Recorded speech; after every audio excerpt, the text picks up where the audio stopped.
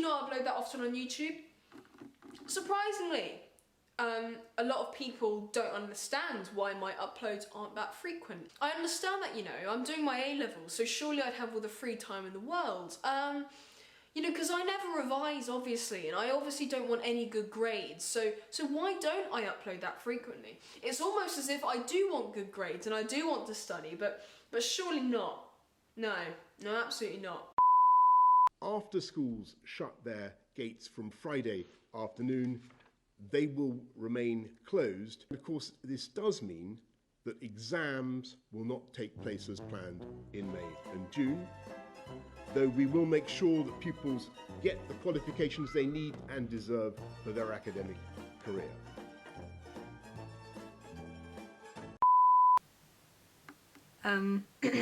It seems I was wrong. A lot's happened since I last recorded that video. Seems like I've missed out on a bit. Just a bit. So what does this mean? It means a lot of people my age and those who are going to sit their GCSEs this year are going to get grades without actually doing anything. To be honest, this is a great thing. Have you seen the mark schemes? It's become apparent to me over the years that the people who work at AQA are sadists. Trust me, I have a lot of receipts with this. For starters, the questions don't make sense. I will happily get top mark answers when my teachers provide us with their own made up questions, because the questions they ask are actually very clear. But when you get in the actual exam, I don't know who writes them or why they write them, but it's entirely different. For my biology GCSE, I was asked how the lemurs got to Madagascar for 6 marks. Now, I completely appreciate that they can ask you any question they want that encourages you to think outside the box and infer your own take on things, but your ability to infer these things should be based on the spec. How am I supposed to know how the lemurs got from Africa to Madagascar 2 million years ago? My teachers couldn't even believe it either. The head of department actually contacted AQA and said, what was the answer to that question? They built rafts. Lemurs built rafts, and that is how they got to Madagascar. That was 6 marks, and I lost those 6 marks in my biology paper because, silly me, I didn't know that lemurs built rafts and that's how they got to Madagascar. Do you see what I mean by sadist now? Then there was my physics GCSE, which asked us to use bananas as a unit of measurement. My English GCSE used a paedophilic teacher in their extracts that we had to analyse. And my literature GCSE asked us to talk about Banquo from Macbeth, and if you study Macbeth you'll know there's literally nothing to talk about. And to add a bit of spice, yeah, AQA for my music GCSE gave us an excerpt where a saxophone was playing the counter melody, right? The question was, what woodwind instrument plays the counter melody? Now, a lot of us got stumped with this because you'd assume a saxophone is a brass instrument, but it's not. It's technically a woodwind one. They did that on purpose. They knew what they were doing with that question. See, I thought GCSEs were bad enough. The A-level mark scheme is worse. Somehow, I didn't even understand how the questions at GCSE could get worse and more confusing and just make no sense. No, it's worse. I'm disgusted with what I've seen. Thank God I had the brains to drop biology A-level. Imagine if I still did that now. The mark scheme is atrocious. To put it forward to you, the smartest person I know who applied to Cambridge, who gets A stars and everything, yeah, she's super smart, got a C in the last biology mock that she did 2 weeks ago. If that doesn't emphasise to you how ridiculous the biology mark scheme is, you're hard to convince. I mean, yeah, okay, fine, okay. Psychology's just as bad, so I took psychology, I didn't drop this one, and we had a question last year which is about the fight or flight response, and in psychology you obviously learn it in greater detail, and that's what I referenced in my answer, but the question was, how would the fight or flight response negatively affect a driving test? Silly me made a mistake here. I said, well, if you go through the fight or flight response when you're in a car in a driving test, perhaps you'll speed, or maybe you'll drive too slow, or maybe you're more likely to crash. No, the answer that EQA wanted was, you could attack your instructor.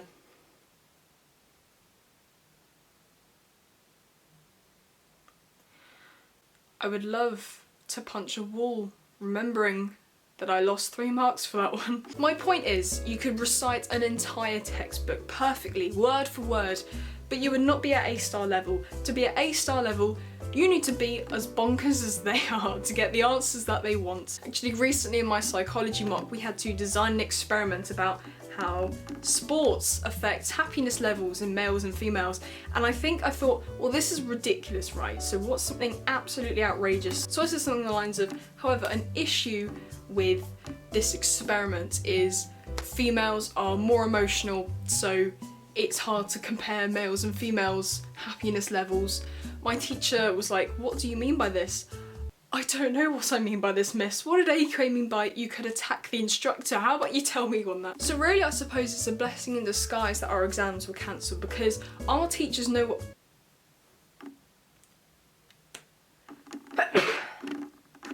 I'm fine. So perhaps it's a blessing in disguise that our teachers are the ones determining our grades, because I'm quite good at my subjects, I feel. I'm quite good at the questions that the teachers set me, but to be presented with how lemurs get to Madagascar and fights in a car, I don't feel like I would have got a good grade had I been presented with those sort of questions in an exam. Knowing AQA at this rate, I might have got a question in psychology about conformity, like why people conform to the social pressures of society, and their answer would probably be something like, people conform to others because they smell nice and they want to smell like them. That actually does sound like something the AQA mark scheme would say. So yes, it's pretty good that my teachers are the ones determining my grades. They know that I can actually recite parts of the textbook perfectly, so I hope they'll give me some good grades. Unlike what the mark scheme would have given me. Rafts! They built rafts 2 million years ago. So a lot of my friends in other academic years, or those who are older than me who were in my position a few years ago, they've all asked me a lot of questions, and I'll try and answer them as best as I can. But if the UCAS representatives on Sky News don't know the answers, I don't know them either, okay? So one thing I keep getting asked is, are the exams definitely cancelled? Yes, there is no rescheduling. I don't think they're allowed to reschedule. I know my school's emailed my year group, and I assume other colleges would have as well. If you're unhappy with your predicted grades, then you can go in September and resit them. Issue I have with this, why are we being told our grades in August? Because if all teachers have to do is predict them, is it really going to take 5 months to predict grades? I appreciate they're trying to make it as realistic as possible, but you're now then giving us a month to then relearn everything and sit a new exam. I see an issue with this, potentially, okay? I'm not the expert. So yeah, that's the conclusion that they've come up with. If you're unhappy with the grade that your teacher gives you, relearn everything in the space of a month and sit the exam. Why? Why? It's pointless. So no, 100% no exams. Another question I'm asked a lot is, what's happening with university? Am I still going? Is everyone still going in September? What is the deal with that? Someone asked this question on Sky News, and there was a UCAS rep, and literally the question was quite simple and straightforward. Am I going to uni in September still? UCAS rep then went on a massive rant about how this is such a strange world and everyone should be looking after each other. That wasn't what they asked. No one asked. So that was encouraging to hear. So am I going to university in September? I don't know. I assume so, but they don't know either. But it's funny to note that our year group have been finessed, really. Entirely, totally, royally, ridiculously finessed. I just picture it in a few years. People in my year group are going to go to get a job, and our potential employers are going to look down at our qualifications and see a bunch of numbers next to our GCSEs and 3 X's next to our A-levels. X is where you don't do the exam, so. And even if we do get good grades, you know, our predicted grades, we will always be the pandemic year. No one will ever take our grades seriously because we didn't sit the exams. They're not real grades. No one will ever take them seriously. Already now, I've got friends teasing me every so often being like, yeah, but you didn't sit your A-levels though. A-levels might not even have anything to do with the conversation, but just to make them look smarter, they're like, but did you sit your A-levels? No. Now, obviously this isn't as important as other matters going on around the world in the grand scheme of things. In no way do I intend it to come across like the world's over because there's no school, there's no exams. There's obviously much bigger problems. There are NHS staff who are being overworked, there are a lack of tests, there are people dying. My family have already suffered a loss. I may not know that person personally, but I've obviously seen the effects it's had on my family, and that's been quite, you know, close to home. And bearing in mind that happened towards the start of lockdown, it's obviously gonna increase and happen to a lot more people. Pretty sure most people watching this will experience a loss or know someone who's lost someone. And so all I can do here is just use my platform to tell you to please stay inside, please wash your hands, be hygienic, do your bit for other people, look after them. I still go on Snapchat and see people that I've grown up with still going outside.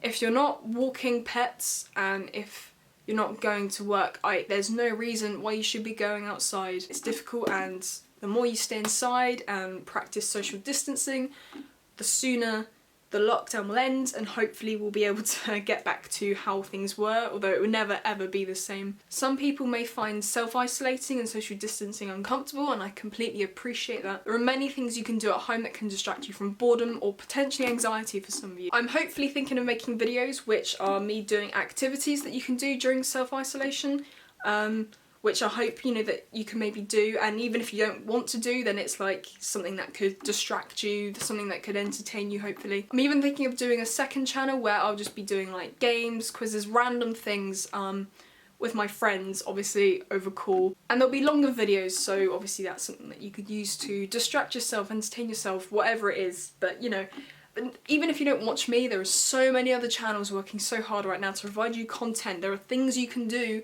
to prevent you from going outside. So please, please, please do not go outside. Do your bit to help society, and yes. Unlucky, exams are cancelled. Oh well, no stress, my skin's already clearing. Stay inside.